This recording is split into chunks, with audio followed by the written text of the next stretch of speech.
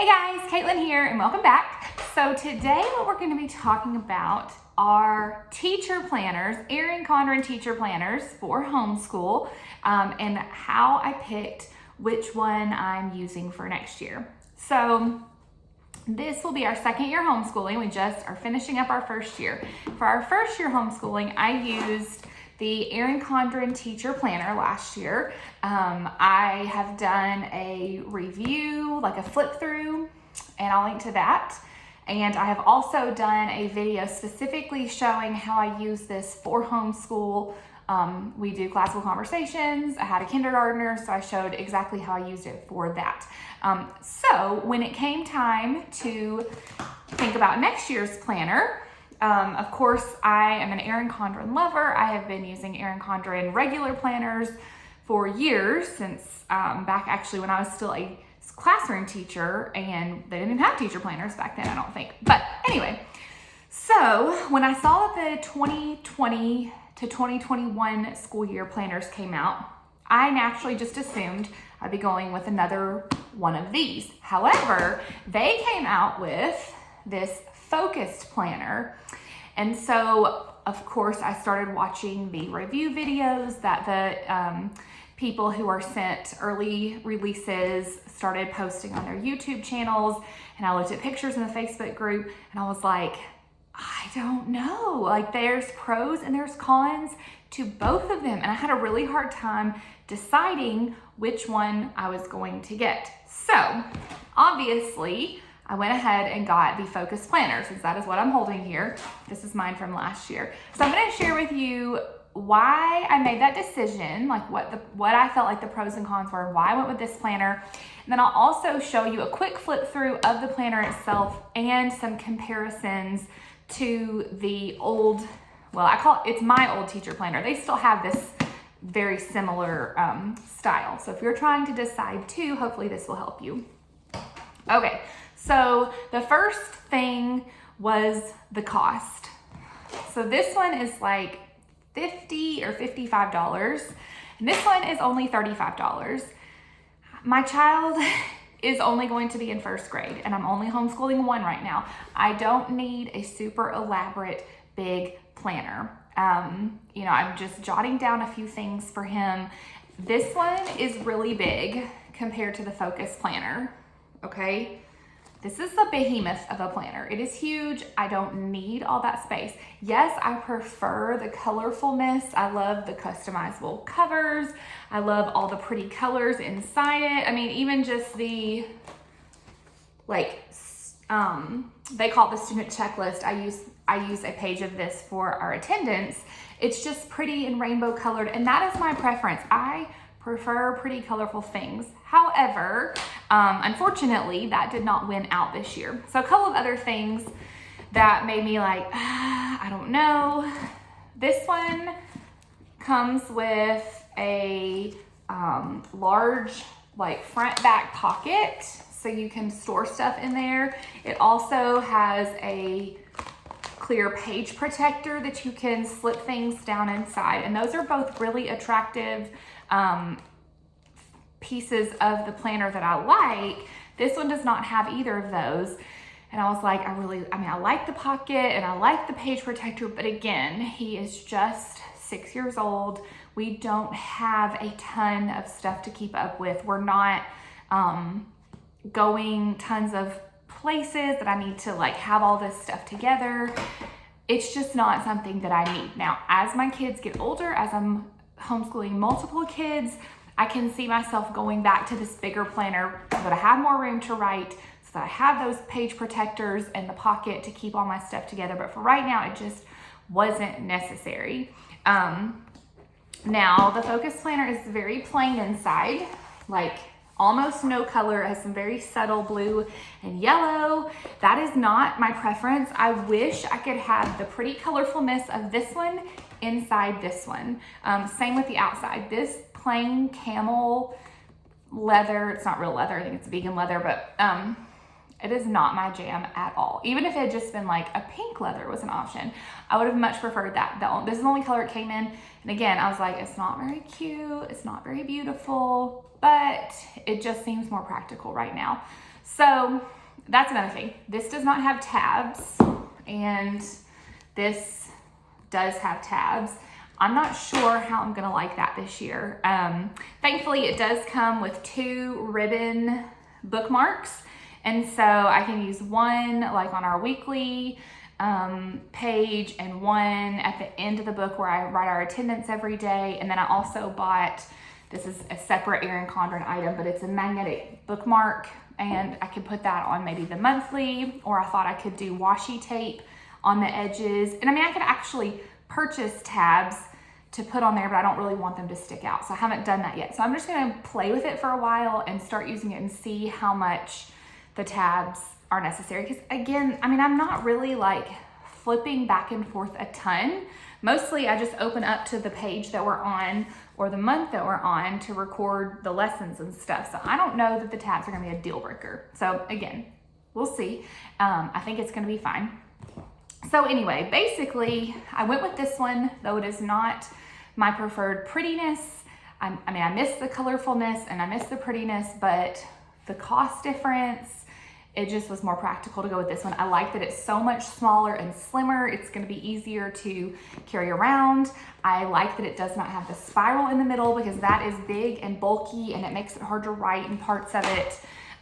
Again, like the pockets were not something that I actually needed. So after thinking about both of them, I decided that though I like colorful and pretty more, for right now, this just seemed like the better option, and it's fine. I'm sure I'm not going to sit there and like be super sad every week that it's not colorful. I can always add in stickers if I want to, use colorful pins, like mostly, and this is just a very basic record what we've done every day thing. So that is how I ended up deciding, which was basically just the practicalness of the Focus Planner versus the colorfulness of this one. I just liked the slimness and the fact that it was, I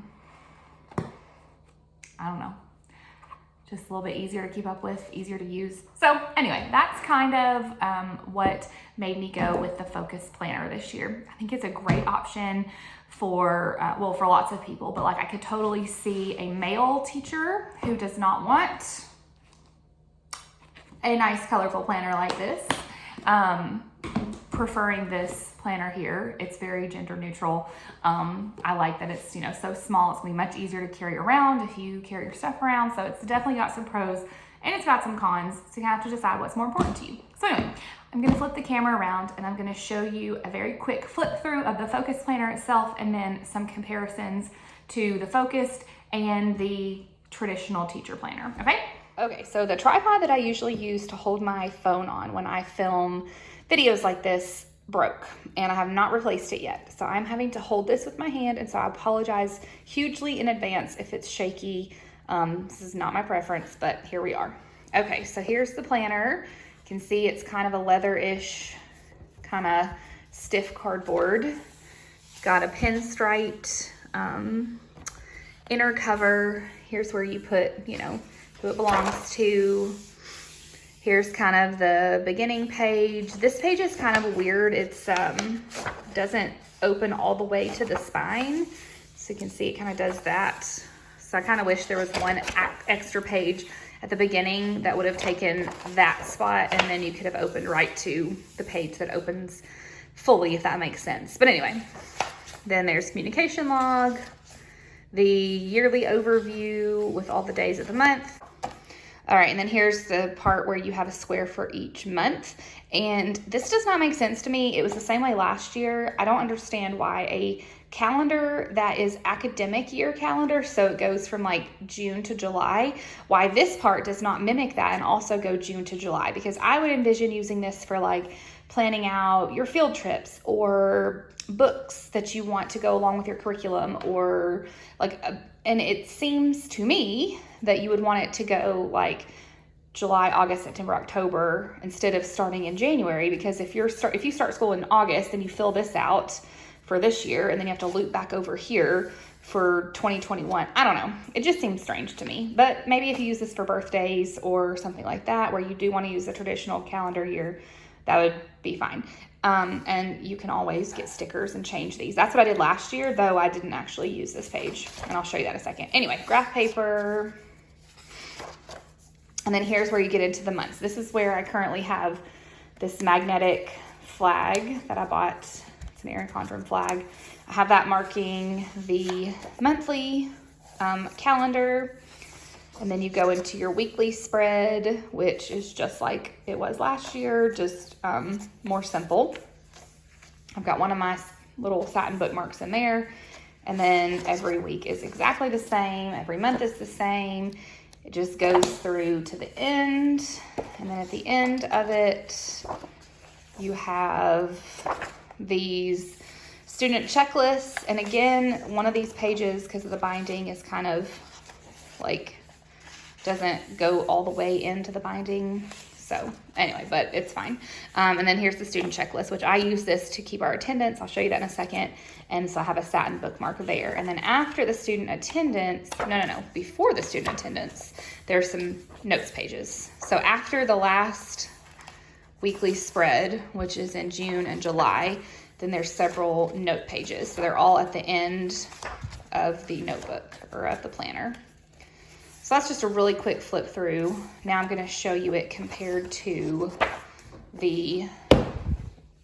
my planner from last year. All right, so first of all, size comparison. You can see I've got the focus planner on top, and I have it lined up in the bottom corner here. So there is quite a bit of space that you no longer have taking up. I feel like if you had got the coiled teacher planner, it sticks out a lot more. Same with the width. All right, so you can see a difference in the focus planner compared to the coiled planner. The coiled planner is a lot fatter, and mostly that's because of the coil itself. Also, you noticed focus planner, no tabs. Teacher planner, coil planner has tabs. The insides of the planner are mostly the same layout for the most part. This one, the coil planner, has more notes pages and stuff just because it's bigger, but like the communication log, it's the same idea. This one is just more colorful. Now remember, this is the 2019-2020, so the patterning may not be exactly the same, but it's the same idea. So I'm not actually comparing the 2021 next to each other. Just wanted to make sure you remember that. But anyway, so there's the communications log. Here's a comparison of the yearly calendar. Same basic idea. Fonts are different. This one has some colorfulness on it. Here is our year at a glance that I was talking about. Like I said, last year I went through and I changed I put these date stickers, or the month stickers, over it to make it fit the academic calendar year. I didn't use it, as you can see, and I made these say 2019 and 2020, so that this was this 2019 page, this was the 2020 page. That just makes more sense in my brain, but then I didn't actually use it, so obviously I didn't need that page too much. Here's kind of a comparison of the months. So obviously this one has like a big colorful header, and this one just has this very small kind of goldish yellow. The focus planner kind of alternates between yellow and blues, and those are the only colors in the planner. And the spiral teacher planner, you have like different colors for each month, so you get to see all sorts of fun different colors like that. Here is the side-by-side of the weekly layout. So the spiral one, is divided with the colors, and the focused one does not have any color at all on the page except for the dates switch from this kind of pale blue gray in June to this kind of goldish color in July. So it's the only coloring.